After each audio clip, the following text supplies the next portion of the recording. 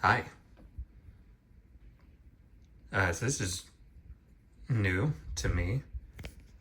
A few days ago, I found this Deluxe Reverb for a pretty sensational price. I pretty much couldn't say no, and ended up picking it up.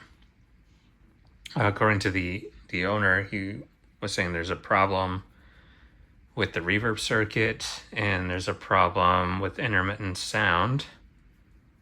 Supposedly, the guy before had some tubes that he was swapping out. So that knocked pretty decent chunk off the price to the point where I couldn't say no. And I've been meaning to upload more, and at some point I had done a repair on a 67, 68 Super Reverb a while ago. I never quite put anything together, and I figure maybe this is a good project to do that on. Because this is definitely like a grail amp.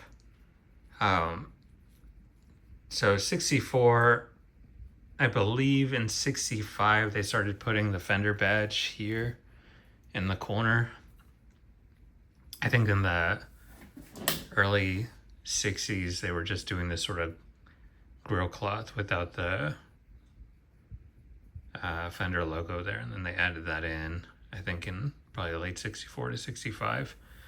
And I have to double check, but I think the Fender Electric Instrument Company is also changed in 65 as well, but I can't remember what that was and do a ton of research in this.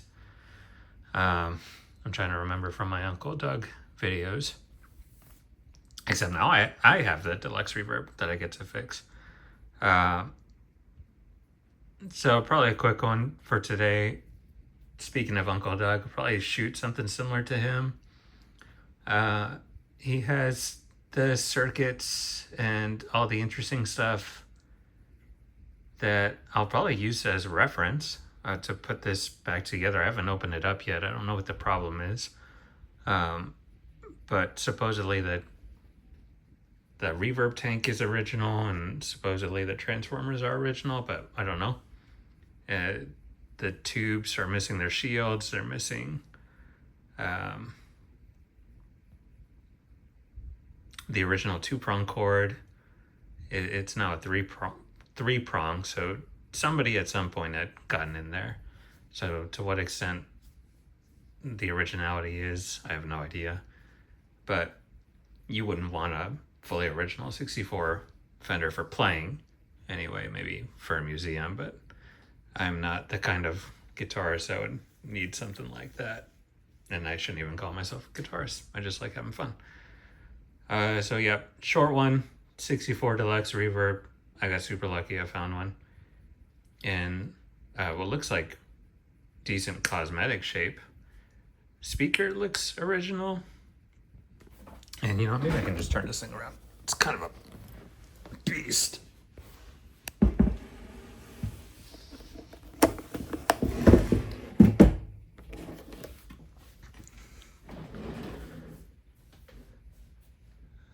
Some cobwebs, some original cobwebs. I think some of these tubes have just been swapped in and out. I have no idea what the original owner was doing, but yeah, like these are PV 6v6s. There's some weird funky stuff in here, but kind of cool.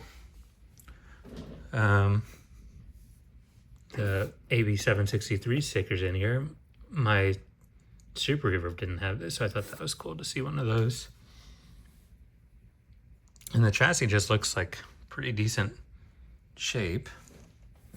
And this is the 3-prong. I mean, it looks old.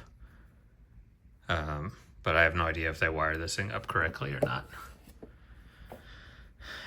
I'll probably do same thing as what I did with my Super Reverb that Uncle Doug put in, and actually put like a negative feedback loop on the ground switch. Yeah, somebody marked up this thing. I haven't put the serial number in, but I'm pretty confident that this is a 64, just based off of the crow cloth, but I guess somebody could have just replaced that. Yeah, cool find. Can't wait to turn this thing on and play it. I'm not going to turn it on just yet. I want to actually take the chassis out and see what's in here and just make sure things look somewhat correct, but so far so good, I guess. I'm excited. So I think I'll probably put something longer form together. I meant to do that for the Les Paul Custom Light while I was restoring it with the Bill Lawrence pickups. Ended up finishing that, and now I just play it, but I haven't put the video together, so maybe I can put that together at the same time as I'm doing this. So yeah, I'm pretty stoked. This is cool.